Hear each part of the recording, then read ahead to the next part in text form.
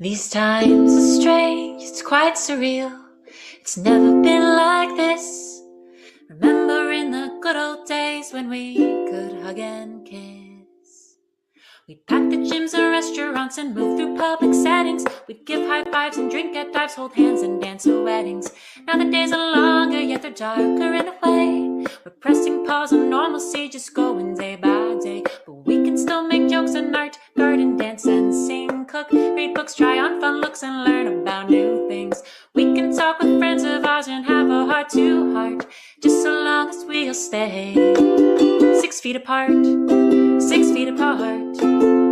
It's the newest thing to do. Stay 6 feet apart, 6 feet apart. The distance between me and you, 6 feet apart, 6 feet apart. And when I say I'll keep you very close to my heart, it's purely metaphorical. These times are quite historical, so step aside, let's live our lives 6 feet apart.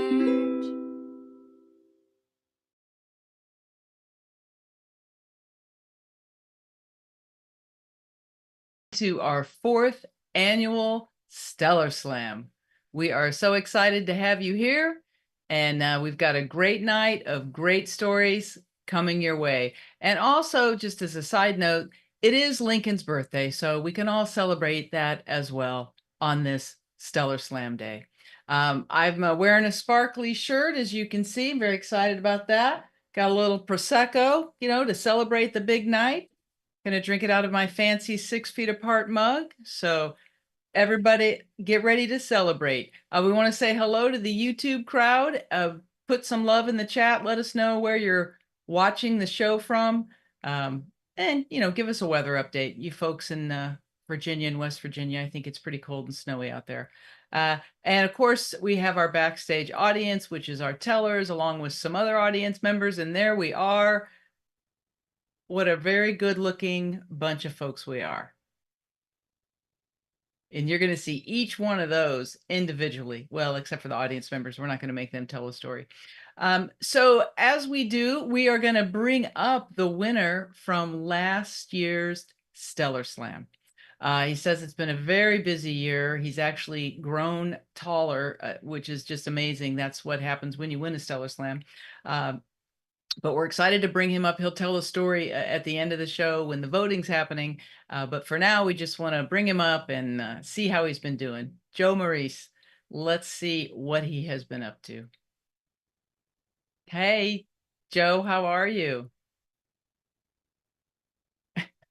That microphone's...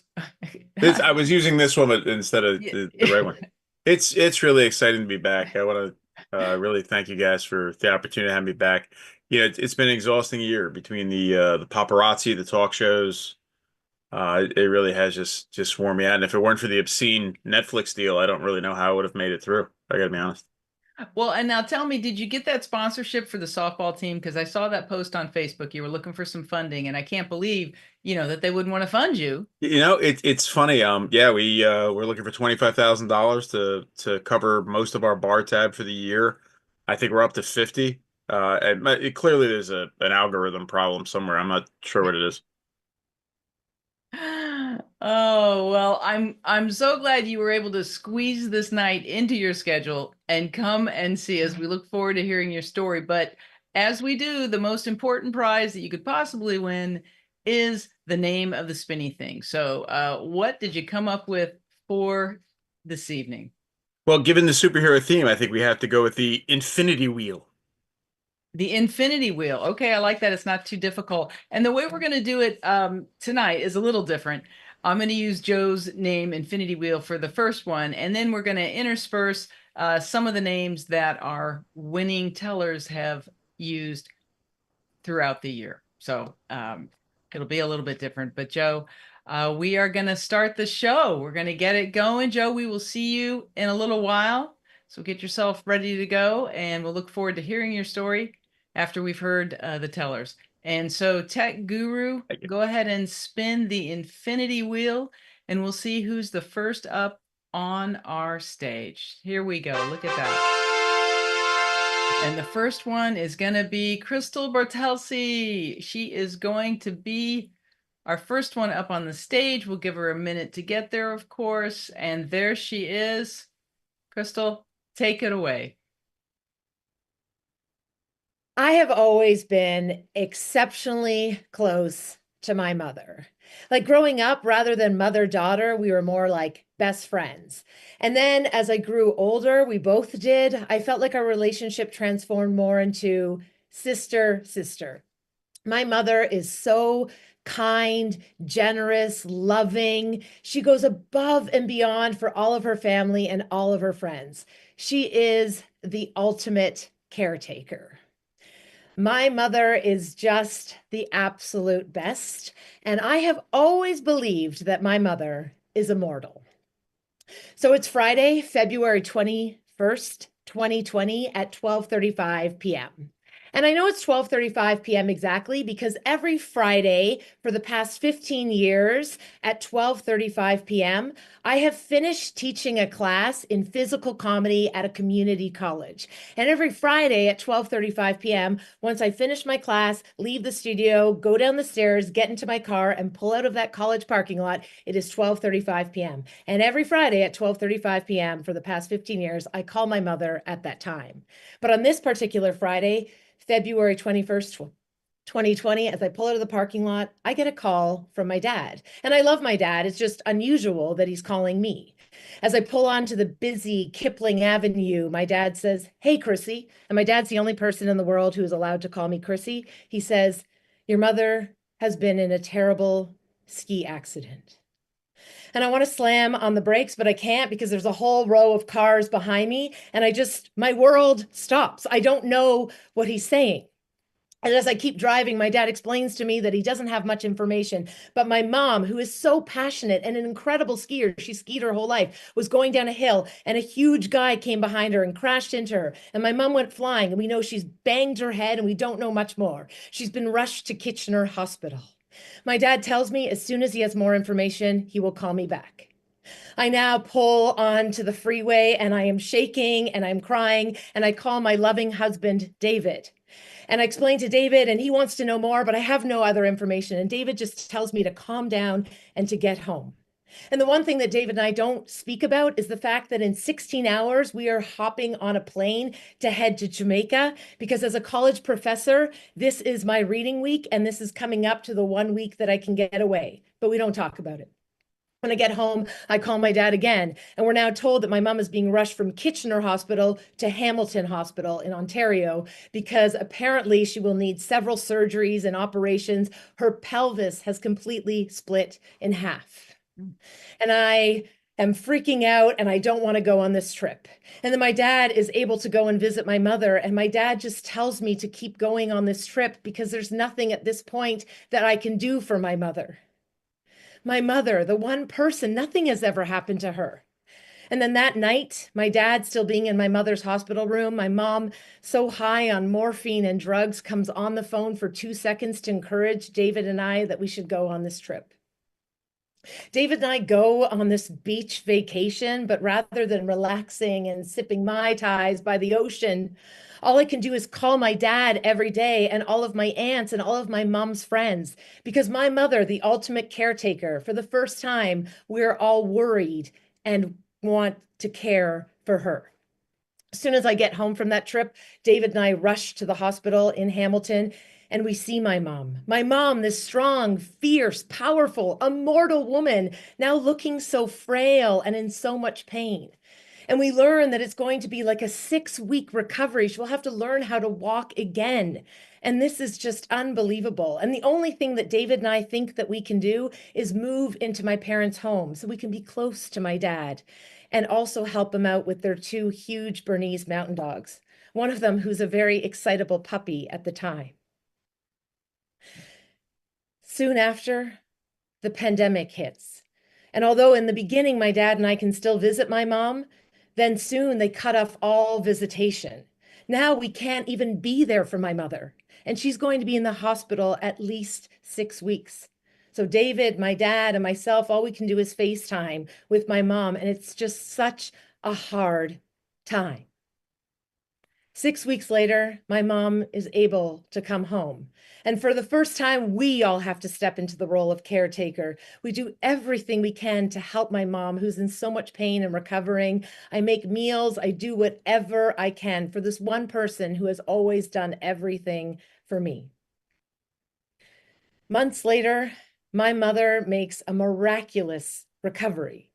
I mean, even though you can't see her injuries, she will still have permanent pain for the rest of her life, but you would never know because my mother would never complain. And she gets back to walking and doing all the things that she once did. I'm telling you the story tonight from Montreal in Mont-Tremblant, where my 72-year-old mother and I have come together to spend a week skiing. My mother at 72 is back on those skis, her passion. And as we get to spend time together and whip down that mountain, I occasionally look back just to make sure my mother's okay. And then I just smile when she whips past me by the hill. And at the end of the day, she still makes sure that I had a good day. The ultimate caretaker. Thank you.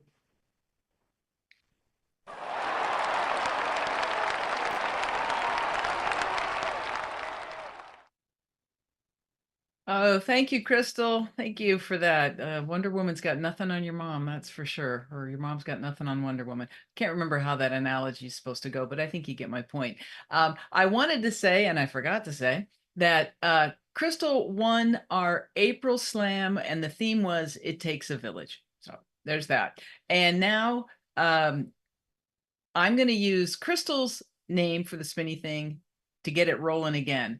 And that was the swinging storytelling twirl whirl wheel. The swinging storytelling twirl whirl wheel. That was hard to say for 10 times. I'm glad I only have to say it once tonight. So Tech Guru, we can spin that swinging storytelling whirly twirly o-matic, and we'll see who's coming up to our stage next. And it's Neshama Franklin. Neshama won in May. It was our Mother Lode show, and we'll give her a moment to get to the stage as she works her way up there. And there she is. Hello, Neshama. Take it away. And you are muted, Neshama. Now I am unmuted. And you know, I knew it was going to be me. I came and turned my light on. How's that? Whoa. But now I will tell my story. So I was flying backwards, and it was just one push of a finger. How did she do it? I mean, she's 5'2" with long gray hair. She's exactly my age, which is old. Well, she is Judith Weaver, my Tai Chi teacher, and we're doing something ill-named push hands. It's a kind of a beautiful flowing duet, but she didn't push me. I knocked myself over. She felt my wobbly weakness and just gave a little, and over I went. So that is the profundity of Tai Chi, and I've been doing it for years, ever since I saw these old ladies in a park. They looked like they were swimming through air. They were so graceful. And I said, I could do that when I'm an old lady. And guess what? I am an old lady, and I do it every morning. And I studied in a class for 12 years, but then my schedule changed and I did it on my own. And when you do it on your own, it gets kind of funky without anybody looking at you. So every summer I go to British Columbia, where she has a beautiful piece of property, and we have our week-long workshop. And I'm going to take you back to one that was maybe 15, 20 years ago. And I learned a lot more than Tai Chi there. Well, it's a bunch of people, you know, not a big bunch, who know each other. But then there's always folks who come kind of from the internet. And there was this woman, and I forget her, mercifully, I forget her name. And she said, well, I know the form. I just want to see what you're doing.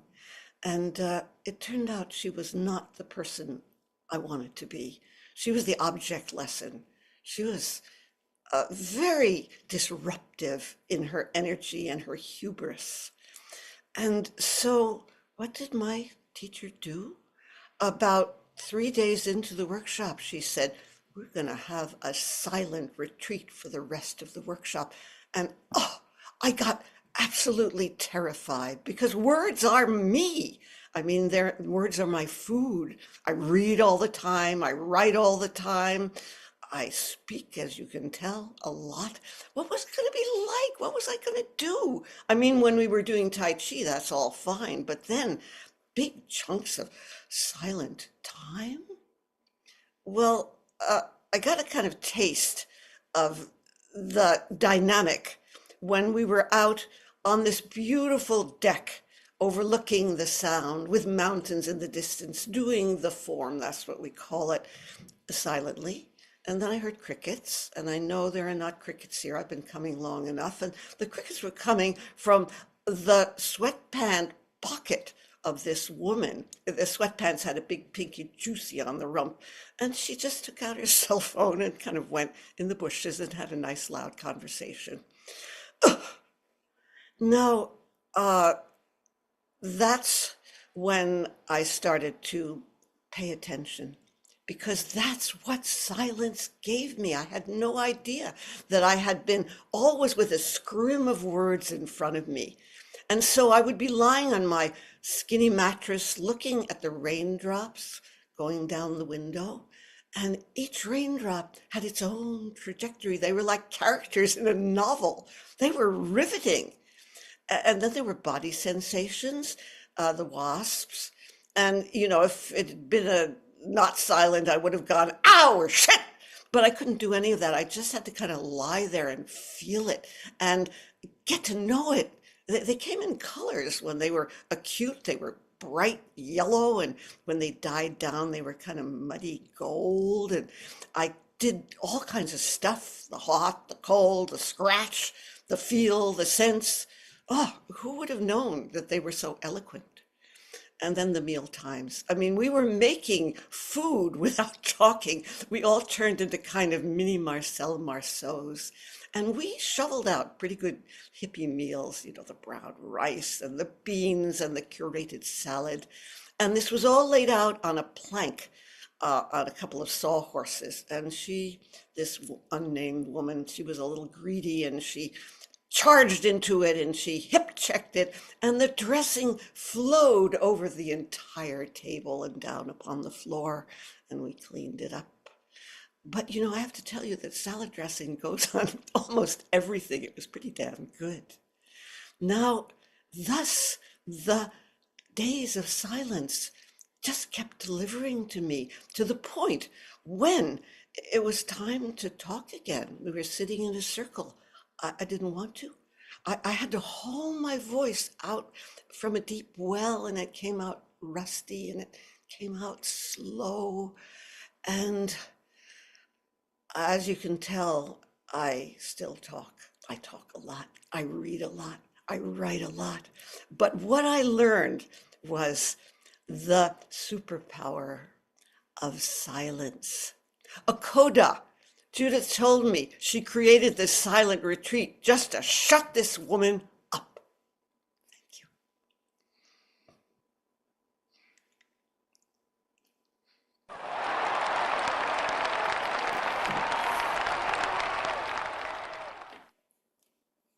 Oh, Neshama, thank you. We're glad that you weren't silent this evening.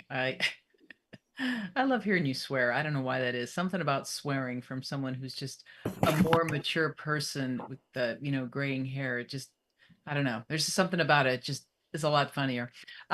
So we're going to continue on, and how we're going to do this is I am going to name, let's see, Neshama named it.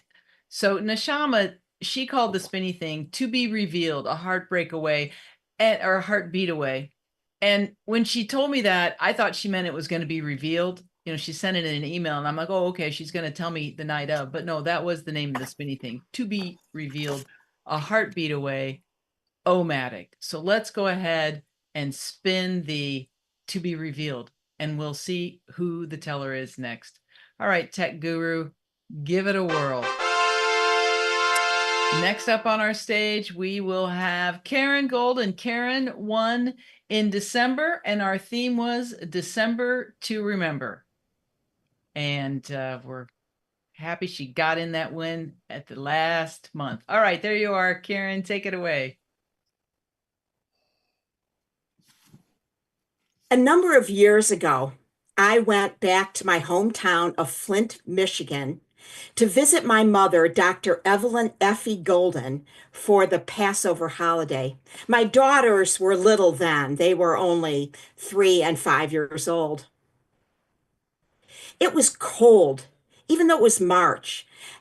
The air was just filled your breath when you breathed out. And so I was lying in my childhood bed in my childhood bedroom, and it was 6:30 in the morning when I woke up to this sound that was coming from downstairs. Thump, thump, thump, thump, thump. Thump, thump, thump, thump, thump. It was my mother's feet. She was walking up our basement stairs. And then she opened the back door and she went outside in that cold weather and she opened the trunk of her car. And then she walked back into the house and down the basement stairs. Thump, thump, thump, thump, thump. And then she opened the freezer that was in our basement. It was a Foot Locker style freezer, one of these long type of freezers. She opened it. She slammed it. And then she walked up the stairs. Thump, thump, thump. Thump, thump, thump. She opened the basement door. She walked outside. She opened the trunk of the car. She walked back into the house. She walked back down the basement stairs, opened the freezer, and back up the basement stairs. I counted 9 times of up the stairs and down the stairs and up the stairs and down the stairs. And I started thinking, what is my mother putting into the trunk? What is she taking out of the freezer? What is going on here? And so I decided I had to see for myself. And so I walked down the stairs and I caught my mom as she was opening the basement door. She was standing there holding a bag of frozen matzo balls and a bag of frozen chicken soup. My little mommy was holding these 2 things. And I said to her, Mommy, what are you doing? I'm taking matzo balls and chicken soup out to my car. But why? Tonight is the Passover Seder at the synagogue. And you know, I have been the head of the soup committee for 50 years. Everyone expects Effie's matzo ball soup. But you know, I'm in my 80s now and I don't drive at night anymore. And so I couldn't make the soup with all the ladies because they decided they'd make it at night. And because they decided 3 months before Passover, I thought, well, I could just make it all myself. You made it all yourself? How many matzo balls did you make? Well, let's see. There were 100 people that RSVP'd to the Seder, and you figure each person eats at least 1, 2 matzo balls. So I made 225 matzo balls and homemade chicken soup to go along with them. You made all those matzo balls and all that chicken soup by yourself? Of course, it had to be fresh. Excuse me, I have to put these into the car. My mother walked out of our house to put the matzo balls and the chicken soup into the car. And I walked down into the basement and I opened up that freezer and I looked inside. And there was this huge cavernous hole where all those matzo balls and chicken soup had been. And I started thinking to myself, would those people attending that Passover Seder have any idea of how much love and effort went into each of those matzo balls? My mother was 89 years old, and she walked up the stairs and down the stairs and up the stairs and down the stairs to bring all those matzo balls. I wanted to go to that Passover Seder and shout to all those people, So much love went into this soup, but I knew my mother would not want anyone to know. She used to say, when you do a good deed, the work is light, and if it is to be, it is up to me. When I went away to college, my mother made this paperweight for me. If it is to be, it is. If it is to be, it is up to me. I have carried this paperweight with me ever since I was 18 years old. Now, not only did my mother make amazing chicken soup, my mother was a medical doctor. And when she was 89 years old, she was voted Volunteer of the Year for the state of Michigan. She's also in the Michigan Women's Hall of Fame. She was inducted the same year as Diana Ross, posthumously. My mother did so many kind and wonderful things for so many people. There's even 2 buildings named in her honor. My mother was and will always be my greatest superhero. Dr. Evelyn Effie Golden. I walked up the stairs. I was lost in thought as my mother walked by me and said, "Honey, I've got one more bag of matzo balls and chicken soup. Gotta go." When she comes back, I bet she's going to start making latkes for Hanukkah.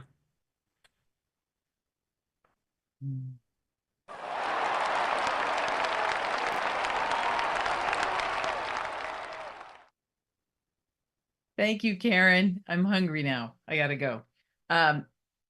I had an Aunt Effie. I love that name. Thank you. What a great story. I want to say a shout out to Janet and Kat who are watching in Richmond, Virginia. Apparently it's very cold and snowy there. So I'm glad you're snuggled up and that you're with us. If you're watching on YouTube, give a shout. Let us know where you're watching from and give our tellers some love. All right. We are going to, let's see, what's the name going to be? All right. So Karen, since she won in December, she will be our guest teller in March, which is next month.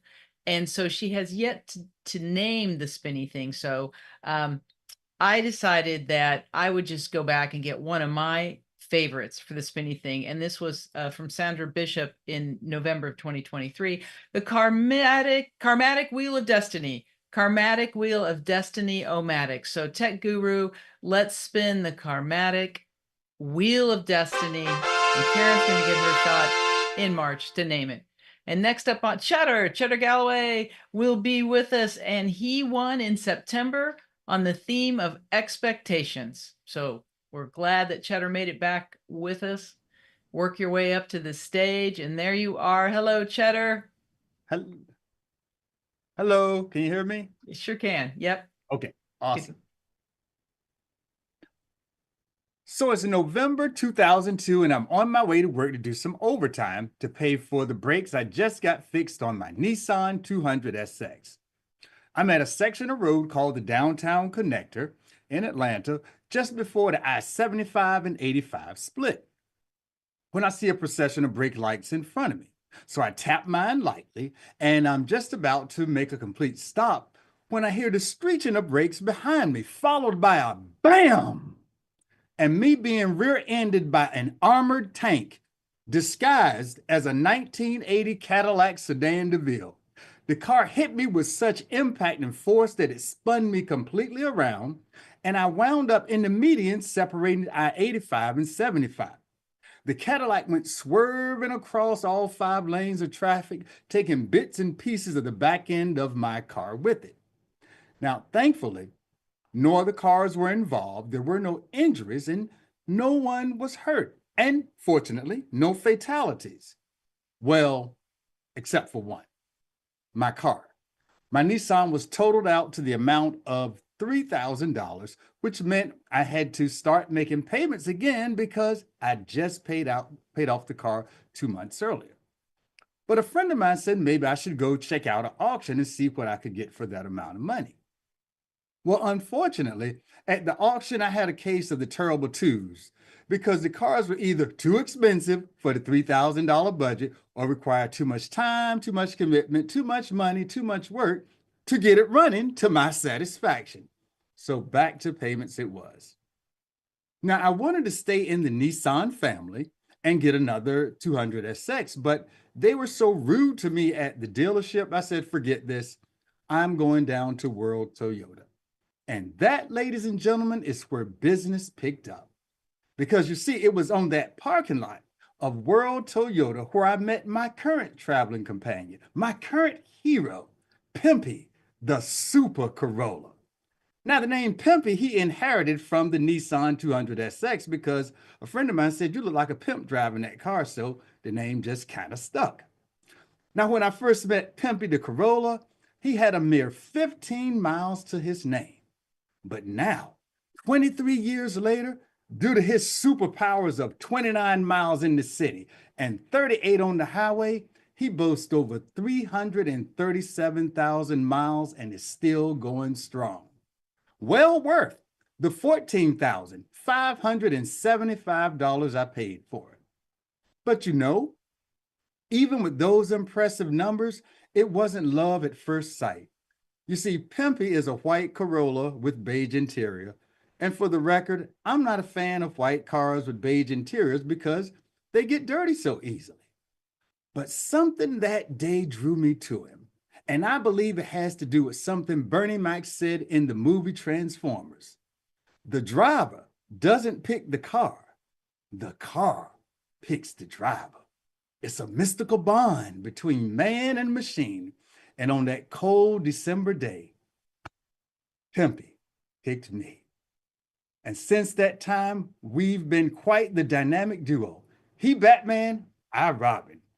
As over those past 20 plus years, I've seen him make history, having 3 catalytic converter replacements, 2 cross-country trips conquering the heights of the Continental Divide, and yes, going hand to hand, toe to toe, and escaping the maniacal clutches of the repo man. And no, they don't make him like Pimpy anymore. Why, in his utility belt, you'll find cassette deck, CD player, manual locks, roll down windows. And even in this era, though, of eco-friendly and hybrid cars, Pimpy, the Super Corolla, is no relic, but to the contrary, a technological marvel that has withstood the hands of time. And yeah, maybe he isn't a luxury car like a Benz, a Maybach, or a Beamer, but it has been a luxury not to have a car payment for the past 15 years. And as long as it is cheaper to keep fixing Pimpy than it is to have a car payment, and time for him to, well, hang up his cape and cowl, I'm going to drive that joker until the wheels drop off. Thank you.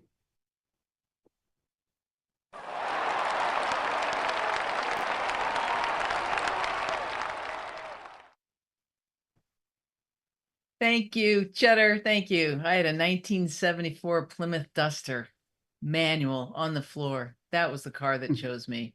And I drove that into the ground as well.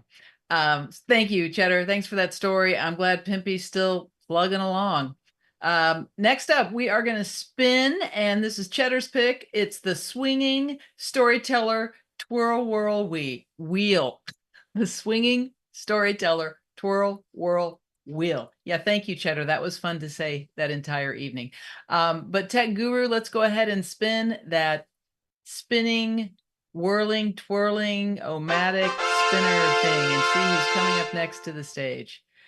Bill Lepp. Bill Lepp is coming up to our stage. Bill won in November by hook or by crook, and that was the theme. That was not how he won, but that was the theme. And welcome, Bill. Hi. Do I just go? All right, here we go. Yeah, stage is yours, sir. All right. So 2 things you need to know about my family. In my family, sandwiches are superheroes, and the truth is fluid. Most of that comes from my grandfather, who we called Gross Papa, and Gross Papa just had a way of never telling the same story twice. I had friends who said they hated to go to their grandparents' house because they always told the same story. But Gross Papa, he might tell, he was born in 1899 in what's now Ukraine. And so he would tell a story that went, my buddy and I were riding our horses down the street, and we saw a woman being accosted by a man, and my buddy jumped off the horse and saved the woman. And the next time I heard that story, Gross Papa would say, my buddy and I were riding our horses down the street, and we saw a woman being accosted by 10 men, and my buddy and myself jumped off our horses and saved her. And the next time I heard that story, Gross Papa would say, I alone was riding my horse down the street when I saw the entire Red Army attacking a woman, and I jumped off the horse and saved her. So this is how Gross Papa brought the world to us. He also would say a lot of other things. He told us that he rode with Lawrence of Arabia, and I believed that till I was probably 14 years old. He spoke 6 or 7 languages. He was in that part of the world at the time. It just made sense that he would have ridden with Lawrence of Arabia. And then I told that to a reporter, and she put in the newspaper, she was younger than me even, and she put in the newspaper that Gross Papa had ridden with Laurence Olivier. So now we have that going for us as well. And of course, I don't think he invented this, but he did tell us that the ice cream truck only played music when it was out of ice cream. So this is the world that we grew up in with Gross Papa. And then he would almost always finish a story. It didn't matter what it was about. It could be him and his buddy when they were 7 years old, or he and somebody he knew when he was 20. Gross Papa would finish the story, and then he would say of that person as though it were the next thing that happened in his life, and then he died. So that's the way Gross Papa told stories. But not all of his stories were funny. He grew up he was born in 1899 in the Ukraine, and he was the son of my great-grandfather, and my great-grandfather co-owned a factory called Left Wallman Tractor Factory. And at that time, it was the largest steam engine tractor factory in the world. It was a huge factory. We were ridiculously wealthy. It just didn't stick with us.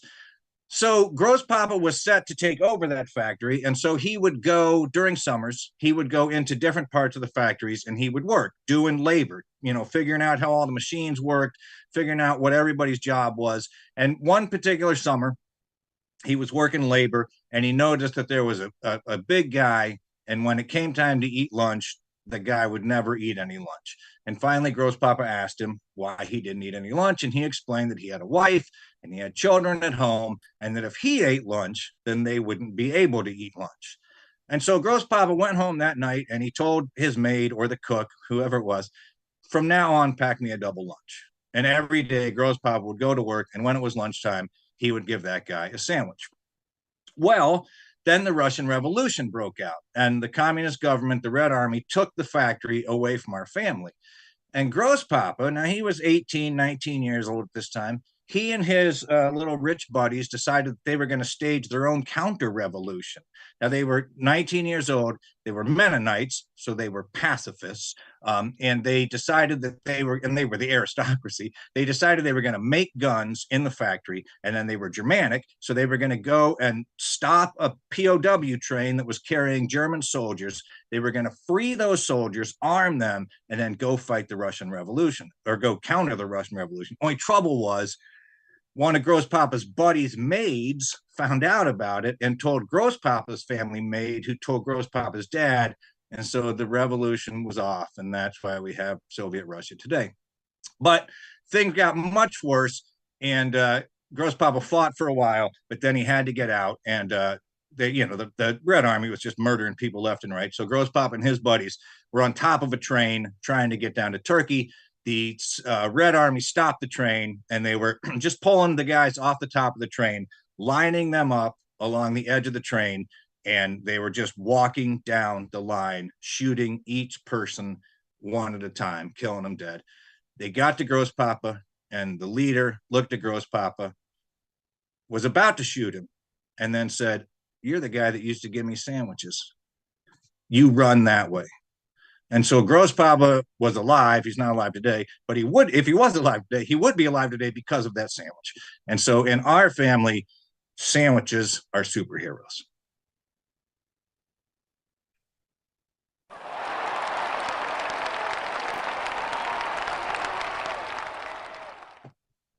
Thank you, Bill. Thank you. You know, in our family, I have 3 teenage sons, and sandwiches are superheroes as well, just not quite for the same reason. But thank you. Thanks for that story. Next up, don't spin it yet, Tech Guru, but I have to say this name of the spinny thing, I have to pick it up and read it because this was Bill Lepp's name for the spinny thing. And I think he misunderstood the assignment because instead of like he just named it in a paragraph. Bill loves language and words, as most of you know. So he named it the 6 feet apart non-sequential storyteller selectronic spinner. That was it. Just a short, brief paragraph to name that. So thank you for that, Bill. The 6 feet apart non-sequential storyteller selectronic spinner tech guru. Spin that thing and we'll see who is coming up next. 6 feet apart non-sequential storyteller selectronic spinner. Andy Russell. Andy Russell will be with us, and he won in June, and the theme was vacation, the month that he won. Andy Russell, happy to have you back. There you are, coming up to the stage, and there you go. Nobody told me retirement was going to be this boring. I had checked off all the items on my new things to try list, volunteered at my church, worked at a food bank, even picked up trash along a beach. All worthy endeavors, but they left me feeling empty. Eventually, I found a volunteer job at Chase Animal Sanctuary working with lemurs. They had 4 species there, including the famous ones with the rings on their tails. My favorites were the black and white ruffed lemurs. These guys were the mystics of the lemur world. There were 6 of them sitting cross-legged in the sun, palms raised, heads back, eyes closed. These guys were living in the moment. Now, the work was primarily scooping poop and chopping fruit, but I soon learned there was another side to it. Apollo was an older black and white ruffed lemur. He was in an enclosure with Augie and Nobi, 2 of the youngest and sweetest baby lemurs that we had. I was working on the inside part of their enclosure. The babies were literally hanging off of me when Apollo came in. And I had a piece of banana, so I slowly offered it to him. Apollo hissed and bared sharp teeth, and I immediately backed off. But I made a mental note to spend some time with him later. That afternoon, I got some fruit in a bowl and went back to Apollo's enclosure. The babies joined me at once, but Apollo stayed inside and completely out of sight. I tried to dole that fruit out slowly, but it was long gone before Apollo finally came out. He was on a platform about 20 feet away from me. And Apollo watched for a while. Then he got down on ground level and watched some more. And he repeated this, move a little, watch a little. Move a little, watch a little, several times, until finally he was right beside my chair. I did not move. And then he pulled himself up onto my leg with those sharp teeth inches from my face. I did not breathe. And then he curled into a circle and went to sleep. One of the coordinators quietly approached while I was holding Apollo, and I told her that scooping poop was the most productive thing I had done all day. She shook her head and pointed to Apollo. That is the most productive thing you've done all day. She said that a Apollo had come into the sanctuary 2 days earlier, along with his lifelong female companion. They had lived their lives as breeders in the trade, but were too old to reproduce now. Apollo's companion was showing signs of infection and was immediately quarantined and later transferred to a veterinarian. All Apollo knew was that he had been separated from his closest friend, perhaps for the very first time. And he was surrounded by people and places and creatures he did not know. Overwhelmed, he simply put up all of his defenses and withdrew from the world. Apollo was on my mind a lot that weekend. No matter what I was doing, I kept thinking about him. When I returned to the sanctuary, I learned that Apollo's companion had died from the infection. Apollo no longer even came out of the inside part of his enclosure. He'd become aggressive and bitten one of the staff, so the babies had to be relocated.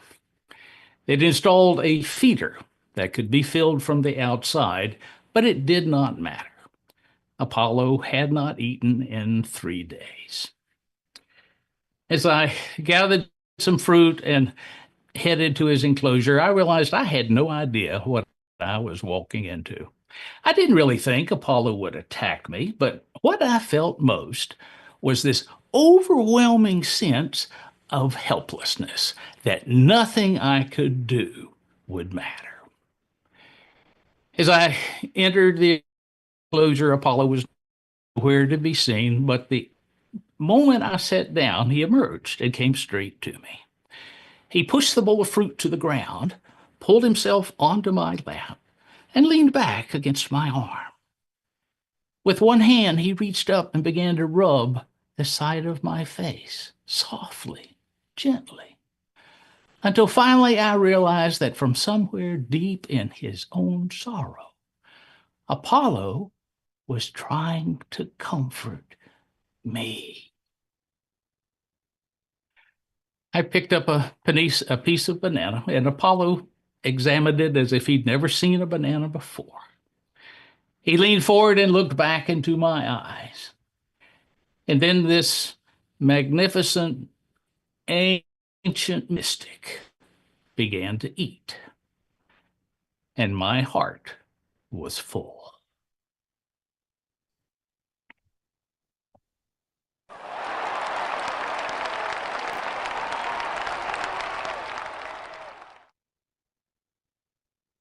Thank you, Andy. Love an animal story with a happy ending.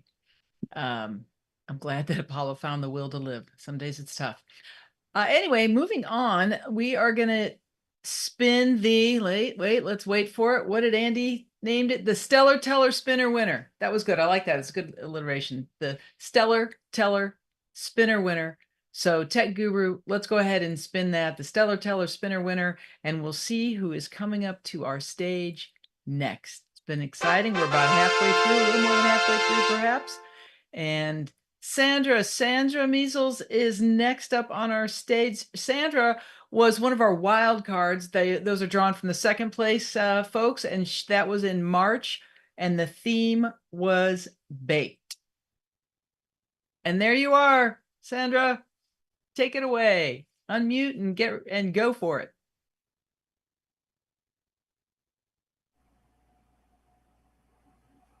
There you go. I think you got it. Yep. Okay, now something else has appeared on my screen. Let me get rid of it. Like your accounting or your... Okay. All right. These pop-ups keep coming up on my screen, driving me crazy.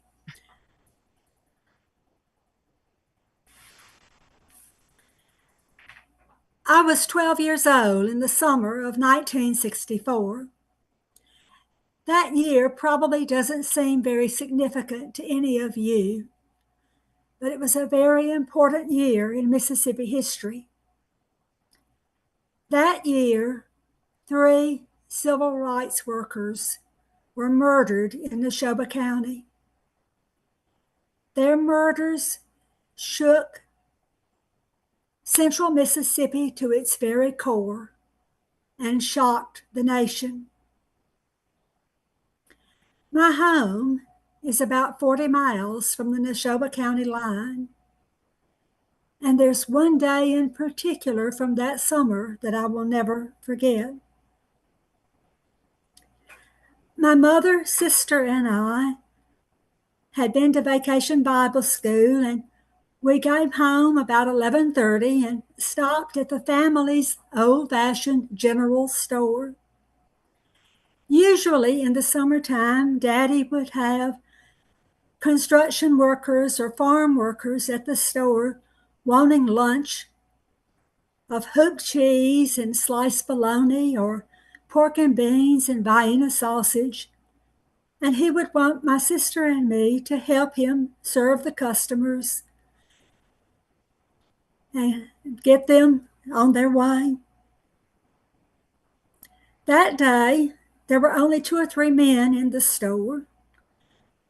No crowd was expected. And then a stranger walked into the open back door. He was wearing khaki pants like my daddy, a plaid shirt, a ball cap. I didn't hear what he said to Daddy, but I heard Daddy say to him, "Of course those boys can come in."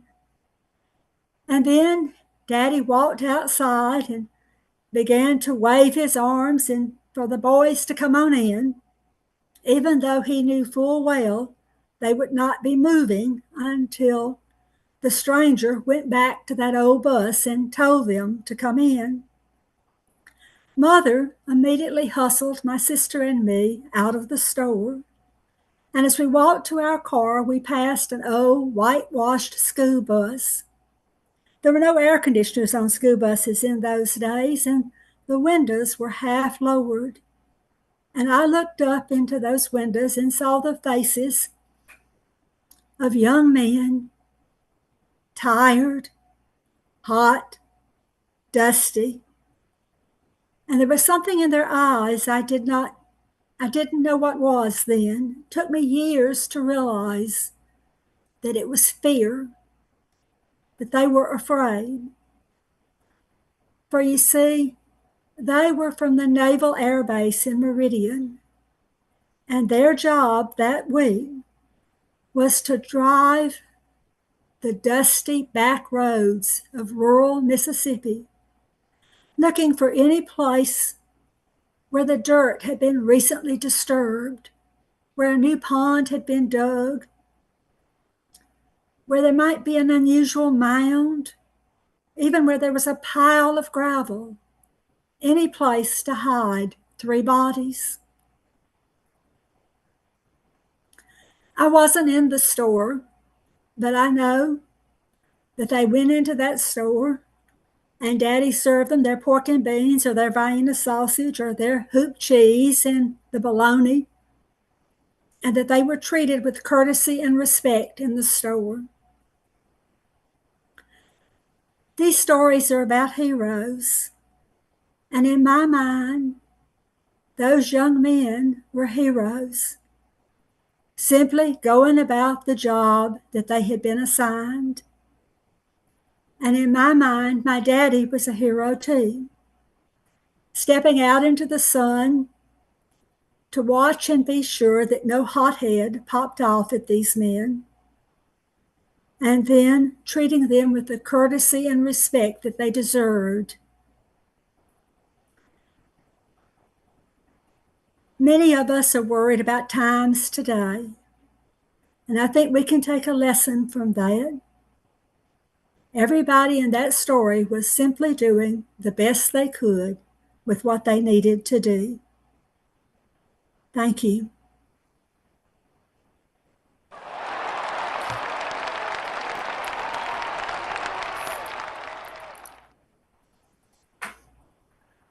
Thank you, Sandra. Thank you very much. Thank you for that. True words. Okay, we are going to keep going. We got 3 more tellers up, and we're going to call it the Story Roulette Wheel. The Story Roulette Wheel. Let's spin the Story Roulette wheel. That one shouldn't be that hard to say. All right, 3 more names to choose from, and it's Sylvana Clark. She is another one of our wild cards, and I think if you know her, you know she is a wild card. And it was April Animal Antics where she came in second. So Sylvana, welcome back. It's 5:30 in the morning. I'm sitting in a comfy rocking chair holding my 6-month-old baby. And there's just enough light from her little ladybug night light that I can see her looking up at me with her big brown eyes. And I'm thinking, she's happy, she's healthy, I'm happy. My life should be a Hallmark movie. And just then I feel a swoosh. And then there's another swoosh. And I turn on the table lamp, and there on my daughter's white lacy curtain is a bat. And I grab her and I'm running into my husband's room, in our bedroom. And I say, there's a bat in Sandra's bedroom. And he jumps up, he's disoriented, and he says, I'll open the window and I'll swoosh the bat out the window. And as he walks by me, I scream. And it's a terrifying scream because there is blood inside my daughter's ear. And the only explanation is that a bat with rabies has been sucking blood out of my baby's ear. And so I say, wait, I remember reading something. We have to capture the bat and kill it and then have it tested. Now, back then there was no Google. And so my husband calls 911 and the dispatcher says, yes, you have to kill the bat, but make sure that your entire body is covered because bats with rabies will attack you. So my husband runs off to get a bat killing outfit together. And by this time, of course, my baby is screaming because I've been screaming and I'm so worried and I swear there's foam coming out of her mouth and I think she has rabies already. Alan comes up the stairs. He's wearing rubber boots, jeans, a ski jacket, garden gloves, and a motorcycle helmet with the helmet down. And he says, I'm going in with a weapon of choice. A tennis racket. He goes in her bedroom and I hear smashing and crashing and banging. And then he comes out and he says, I can't do it. There's a baby bat clinging to the mother bat. Now it's horrifying. I don't know what to do. But then the phone rings and it's someone from the health department who was contacted by the 911 dispatcher. He wants to confirm that there was blood in my daughter's ear. And I confirm. He says, okay, you have to kill the bat, but not with a tennis racket. Tell your husband to get a mason jar, put the bats in the mason jar, and then you're going to hold that mason jar over the exhaust pipe of your car with the engine running, and in 20 seconds, the bats will be dead. Alan runs off to find a mason jar. And then the health director goes on and he says, Silvana, listen to me carefully.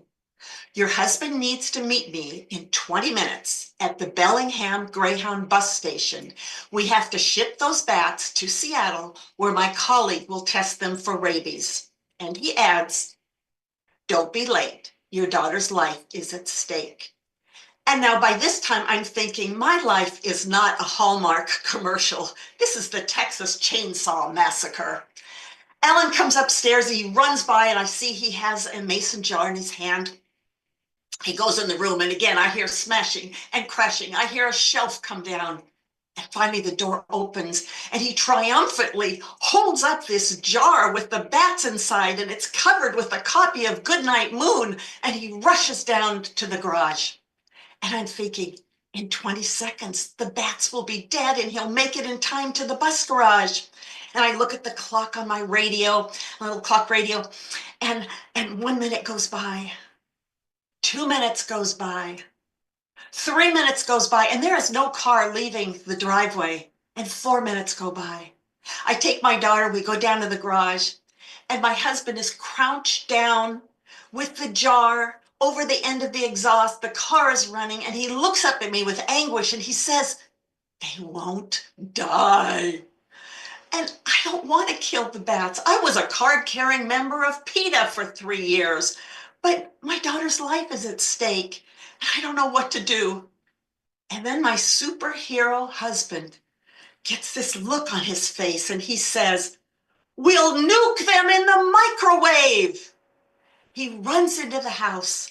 We put the jar in the microwave, still covered with a copy of Goodnight Moon, and we watch the bats die. He races the bats, gets to the bus garage in time, and the guy from the health department is there. He has a big box that says biohazard material, caution, stand back. And they ship the bats up to Seattle to be tested. And waiting for the results of that test was just agony.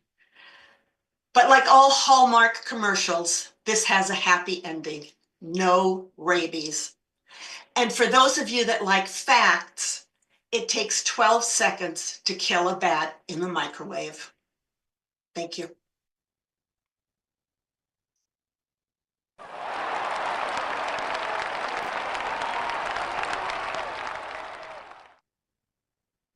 Oh my gosh, Savannah, so many lessons to be learned there and so many good facts to just file away for future use. Um, thank you for that. Oh, I'm glad the bats didn't explode. I was thinking that was going to happen in the microwave. All right. Next up, we are going to call it the ta-da spinner, which is what Savannah called it. Only she said I had to say it differently each time. So I had to be like, oh, it's the ta-da spinner, or ta-da, or ta-da. So anyway, ta-da, ta-da, ta-da. Go ahead and spin it, Tech Guru. Ta-da-da-da-da-da. Spinner. Getting down to our last two. And next up to Briane Nasimok. He is our other Canadian, or our 51st state, depending on who you're talking to. And we are happy to have him. Hello, Briane. Welcome back. Hello. Mark Twain wrote, "The two most important days of your life are the day that you're born and the day you find out why." I was born November 30th, 1900. I was home about 6 hours after my father's birthday. His name is Theodore, spelled Theodor. There's no E on the end of his first name. So he gives it to me. That's why my name is spelled Briane, and it has been a gift because when people phone and they are looking for Briane, I'm pretty sure they just want money. Now, that second most important day of my life, I think, happened about 2 weeks after Christmas. Our family goes to Windsor, Ontario, to the Elmwood Resort. And the first night there, I go to the nightclub and see two stand-up comedians. And I'm mesmerized. And I think I know what I want to do. I want to get up on stage and entertain. But I'm 9 years old. There's no future in it. Although a week later, when I'm back home in Toronto, my older sister, Karen, knowing what I want to do, finds this little routine for the two of us called Lady Featherbottom. Now, yes, I'm the straight man setting up the jokes, but I get to ask her a series of questions, and we finally put it on a couple weeks later in front of family and friends. And for some reason, I get a laugh when I say, "And were you intimate with Lady Featherbottom?" My first laugh. I knew I wanted more. And we continued to do our act for another 3-4 weeks until we exhausted our family and friends. And my sister decides she's going to pursue a solo career, which was good because she was the true talent in the family. She sang, she acted, she played piano. And she knew where she was going to go. When she graduated from high school, she was going to go into the arts. Unfortunately, it's not a thing for a nice Jewish girl to do in the 60s, as my mother and father told her. So she became a teacher. When I graduated from high school, my plan was there. They wanted me to go to university, go to law school, and if I flunked out, family sheet metal and roofing business. But my sister was my advocate. She told my mom and dad to let me pursue my passions. And in second-year university, I got a job working with the Canadian Opera Company. Trust me, I don't sing. I was a supernumerary, an extra, one of those people on stage who do odd jobs like moving furniture and carrying out dead bodies. In the next year, third-year university, I became in charge of casting the extras, and I got to give my sister Karen a part in The Merry Widow. In the first act, she played an elegant woman at a very soiree party. One of the evenings that we were doing the show happened to fall on her birthday. And before the show, I went over to the man playing John Reardon, and I said, "That's my sister. It's her birthday. Could you say something to her during the evening?" Not knowing he was going to do it in the middle of the first act on stage while everyone was downstage right, looking at one of the scenes going on. He goes upstage left and whispers in her ear. And she has this big smile on her face, something I could give her back for Lady Featherbottom. In her early 60s, cancer came back into my sister's body. She had a double mastectomy when she was 30, and now it had gone into her sternum. Now, none of her family, her daughter, her son, or my brother-in-law could go to chemo with her. So I went because I was in between gigs, and in about 20 minutes, I'll be in between gigs again. And I got to sit with her as they pumped the evil toxins into her arm through the PICC line, and she was so brave and so courageous. I admired that. In the summer, she went back to the hospital and had the PICC line taken out because she wanted to swim at the cottage in her lake. And in the fall, the cancer moves into her brain, and we know she's only got 3 months to live. My niece and nephew and I take her to Florida so we can go to Disney World and she can relive some of those memories. I get her a pass to an early screening of Lord of the Rings because we're all science fiction fans. It's December, the evening before she's going into the Hill House Hospice. I'm in her home with my brother-in-law, waiting for the rabbi to show up. And the nurse comes out of my sister's bedroom and says, "Karen wants to speak to you." And I'm preparing what I'm going to say, telling her how important she's been to me, how she's been key to what I'm doing. And I go in, but before I can say anything, she thanks me because she's lived vicariously through all of the things I've done, and I'll always be her little cuddle bumps. And all I can say, "The rabbi's here to see you." We go to the Hill House Hospice, and the third day, I finally get that time alone with my sister Karen. And I get to tell her everything she's meant to me and how I could never have the career that I had it not been for her. She passes away January 12th, 2003. And every year on the anniversary of her passing, my niece and my nephew, myself, we go to the synagogue to say the memorial prayer. And then afterwards we go out and have bagels and we talk about everything she's been to all of us. They say if you repeat somebody's name, Karen Goldblatt Nasimok, they will live on forever. But tonight, because of this story, I could do the same. Thank you.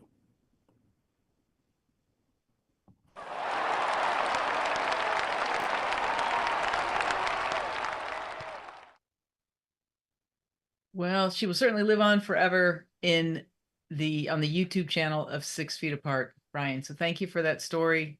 Thank you very much. Wow, great stories tonight. We have been all over on the theme of superheroes. And we have our last teller. We don't have to spin it, but I'm going to have to say what Brian had called it, because he called it the determinator, which sounds easy enough. But then he said I had to insert an adjective that started with D every time I said it. So there you go. So if we were spinning, I would call it the devilish determinator. But since we're not, let's just have our last final teller up. And we are up to Jennifer Monroe, and there is her name. And we're going to bring her up to the stage. She's a fellow Brit. Her and Claire like to get together and talk, and I can't understand them. But here she is on her own. Take it away, Jennifer. Thank you. I had just dropped my sons, Ben and Andrew, at the children's farm. They were going riding. But before I got back into the car, Dave, the wrangler, came and yelled and said, "Hey, Jen, do you ride?" Now, I don't know what made me say this, but I said, "Oh, yes." And then without even a shred of humility, I added, "In fact, I'm a bit of an expert. We've got a spare horse. Do you want to come out with us?" "I'd love to." As I struggled into the cowboy boots that he loaned me, I reflected on what had made me claim to be such an expert. Where I grew up in Great Britain, my sister and I, Kay, desperately wanted a pony, but our parents were so poor, we knew there was no hope we would ever get one. But it didn't stop us from yearning. And eventually, my mother and father decided they had to do something. And so one Christmas morning when we came downstairs, to our great surprise, there were 2 magnificent ponies. Now, the fact that they were made out of wood did nothing to dampen our enthusiasm. My father had got 2 sawhorses, painted them, attached hobby horse heads. Mother had made woolen sort of manes and tails and saddles out of old towels, reins and bridles out of old leather belts and dog leashes. Catherine and I, we leapt onto the horses like seasoned horsewomen, and we rode for hours across the English countryside. Every day we went riding. We took care of them. We groomed them, picked their hooves, and We didn't even mind mucking out the manure. My mother left little balls of yarn underneath their tails every morning. And then there was, of course, our occasional trip to the seaside. Now, at the time, beaches would have like a dozen donkeys that you could ride for sixpence. Kay and I did all sorts of odd jobs so that we could ride them as often as we could, so that when Dave introduced me to Biscuit, my trusty steed, I was feeling rather confident. I mounted the horse as if I'd been doing it all my life. Now the kids, the teenagers, were riding Western. They held the reins loosely in one hand and let the other hand hang nonchalantly down by the side. I did the same, thinking, I've got this. It didn't take us long to get to the forest preserve, but when the lead horse hit the open space beyond, it took off, as did all the other horses, including Biscuit. I gave a yip of fear, pulled on the reins. Try as I might to synchronize my movements to those of the horse, we kept colliding in a series of bone-rattling thumps, and at the same time, I was careening from side to side. I knew if I fell off, I'd kill myself, or at least break every bone in my body. I abandoned the reins, grabbed hold of the leather horn of the saddle. To stop the sideways movement, I gripped onto the horse's rib cage with all the strength I possessed in my legs. Eventually, we headed back into the forest. Now I thought, there are trees. We'll slow down. If anything, we sped up. I just closed my eyes, dropped my head down to the horse's neck. I only opened them when I heard someone yell, "Log!" I watched all the other horses leap over in a single bound, as did Biscuit. And for a moment, I was airborne. And then with a terrific bang, I slammed back down into the saddle, which forced all the air from my lungs. We kept this up for almost 3 hours before Dave suggested that we get hot chocolate on the way back to the farm. We stopped at the mobile gas station. This was an urban area.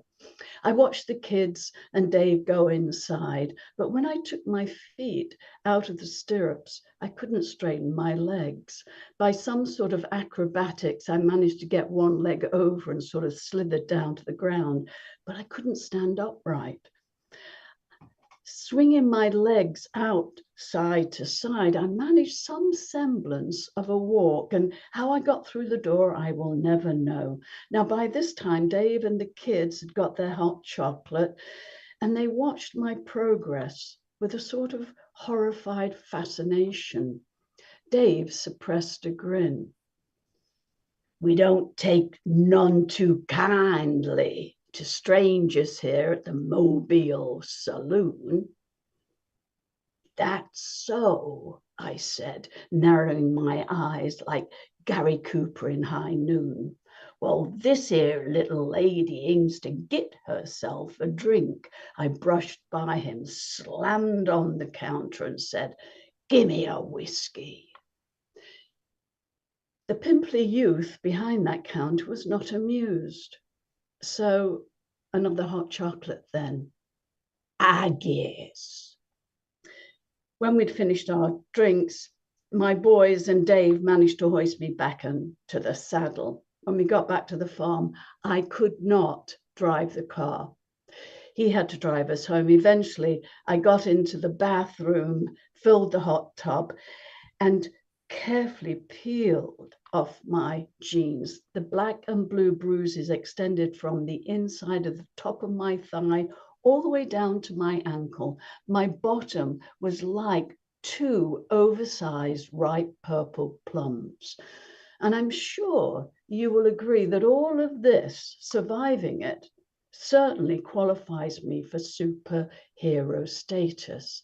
But would be wrong, because on reflection, the real superheroes of this story are my mother and father, who, despite crushing poverty, managed to make our childhoods truly magical.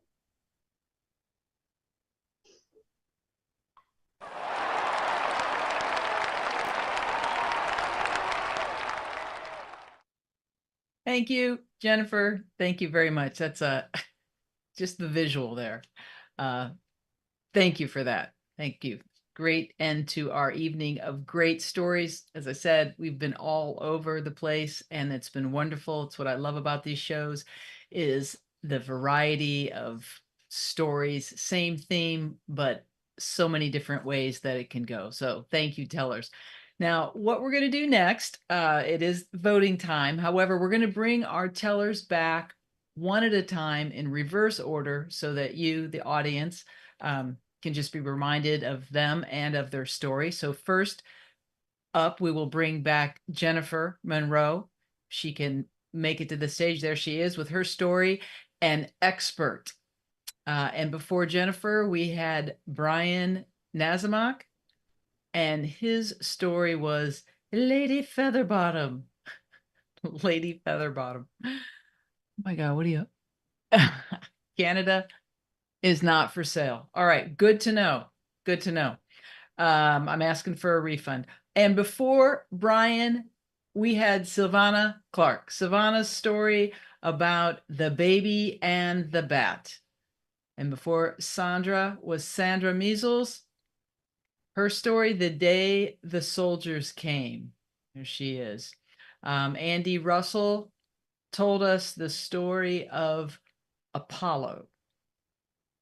Bill Lepp, his story was Sandwiches. Sandwiches are heroes. And before Bill, we had Cheddar Galloway talking about Pimpy, the Super Corolla. Quite a car. Karen Golden was our third teller, and Karen told us the matzo ball mystery. The matzo ball mystery from Karen. And our second teller was Neshama Franklin, regaling us with tales of the silent retreat. And we started off the top of the show with Christel Bartelse, Ski Angel. Oh, and there she is, and there's her mom. Yay. Oh, wonderful, wonderful. All right. Well, what we're going to do now is everybody can go and vote. And we're going to bring Joe up in a minute to do a story so voting can happen. And voting happens at votesfapshows.com. That's up there on the screen for you all. So jump on your favorite browser and go to vote.sfapshows.com and go ahead and vote. You've probably got about 4 to 5 minutes to get your voting done. And we are going to bring Joe Morice back up, our winner from last year. And he's going to tell us a story. If he's still with us, because I don't know, he's so busy. He might have gotten whisked away for all we know. Oh, he's coming back to the stage. There he is. Nope, not quite. Oh, there he is. Phew, you made it. You made it back. Great. Thank you, I did. Joe. I did make it back. You made it. And I'm going to say one more time, vote.sfapshows.com. I think we're putting that in the YouTube chat and also in the chat for Zoom. I think Claire, my co-producer, is on top of that. All right, Joe, take it away. When I was in 5th grade, at that age, you can be either a wise ass or out of shape, but you can't be both. When you're both, it tends to create some problems for you. I don't remember the name of my classmate. I know his older brother's name was Gordon. He was in 8th grade, which was the first year of high school, where that was. And over, normal, robust lunchtime discussion, some things got said about the kid's older brother, Gordon. Now, later that day, near our house, where our neighborhood was still under construction, there was an empty pit on the corner, and we used to play football there after school. And while we were doing it, the kid and Gordon, his older brother, came bicycling up to us. They were from some proverbial other side of the tracks place that would not normally have come down to our football game. And they got off their bikes, and Gordon was looking around, and his brother pointed at me, and Gordon came over and he said, like, did you tell my brother that I was an asshole? And I said, no, man, I that was some other guy. I didn't do that. And then he said, well, do you think I am one? And as I've told this story many, many times over the years, I've always said, had I seen the bike chain in Gordon's back pocket, I would have answered differently. So I took a little bit of an ass kicking that day, probably warranted. So time went on, and what we're all told is that with boys that, once they get that fight out of their system, that everything is okay after that. Now, I guess Gordon didn't realize that, and so some weeks later he came cycling back again. I saw him at a good distance, and I ran and I hid behind a firewood pile at a house near the corner. And my little friend Tim ran to my house, and Gordon patrolled the area looking for Joe. So I imagine what Tim thought he was going to find in my house in the middle of the workday were my parents, who, surprised, were not there. But as this was around Veterans Day, my grandfather was visiting from New Jersey, and he came down to the corner lot where Gordon was looking for me.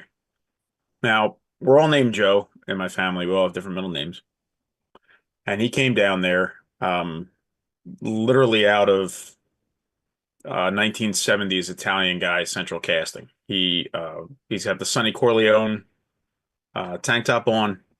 He had his tattoos. I think he got some before he was in the Army and after. And to kind of set the stage for it, my grandfather had 4 jobs over the course of his life.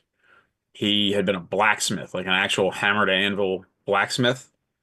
Then he was a professional boxer. And then he was in the Army. And then he was a machinist at the Navy Yard. And he looked every bit of all those things. When he came walking up to the field, he's carrying a baseball bat and a crowbar.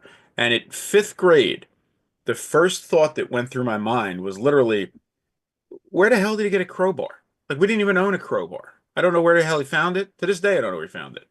I don't know if he was traveling with it, like from state to state, just on the off chance he ran into some shit. I have no idea. So everyone got kind of quiet, and he walked up to this man, who to me was a man, Gordon. And he simply said to him, "Are you looking for Joe?" And Gordon went, "Yeah." And my grandfather said, "You found him." And what he had wanted, as we were told later, was that we would find a gym somewhere and both put some gloves on and kind of settle our stuff. Now, I'll never know what would have happened because Gordon peed himself and he ran to his bike and ran away. And he did never return to our community. And I still have no idea where my grandfather got that goddamn crowbar. But in that moment, he was absolutely my hero.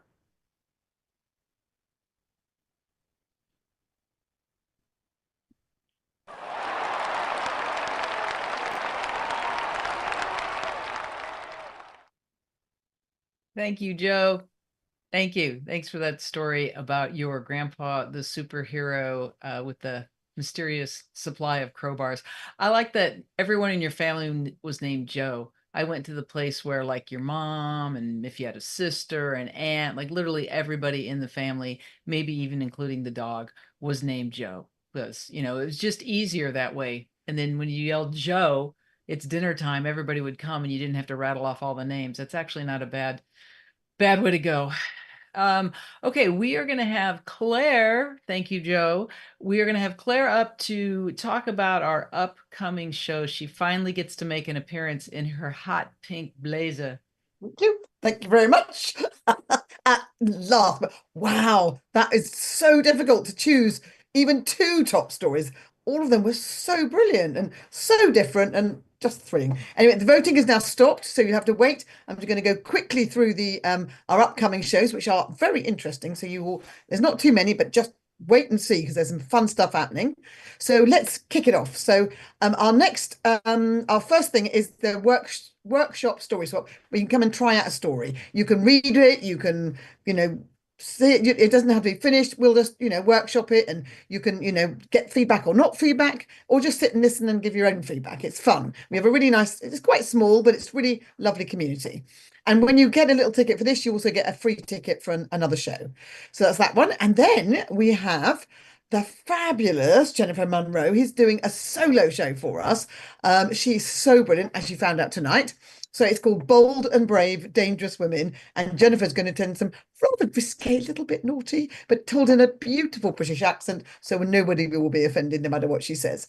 So come and see that. That's on Saturday, March the 1st. It's going to be virtual. So we're going to live stream it again like we did tonight. So really hope you come because that's going to be really fun. So that's that. And then after that, we have our next Story Slam, Open Mic Story Slam, which is Luck of the Draw for March. And we've got 3 people in who have got the storyteller tickets at the moment, but there's still 7 more. So if you feel like telling a story like you did tonight, the winner will go to our Stellar StorySlam next year, and you get your winner's mug. So, and you get to name the spinny thing. There's so many wonderful prizes. Come along and get yourself a ticket. So people get a bit confused. You go to Eventbrite and you choose a storyteller ticket if you want to tell a story, or an audience ticket if you want to come and listen. So that's how you do it. And then we're going to have an in-person show for St. Patrick's Day on March the 17th. And Colin Irwin is coming all the way from Ireland, as is Kenny Somerville. They are both brilliant. If anybody went to the NSN conference in Seattle, you would have met Colin there. And Kenny was at a Liz Weir show we did in person back then, just after the conference.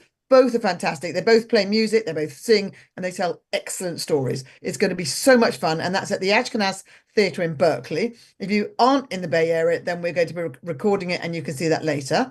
Colin's also going to tell one of his world-class, teach one of world-class workshops beforehand. That'll just be an in-person, and we won't record that. So go to our website. Tickets will be on sale very soon.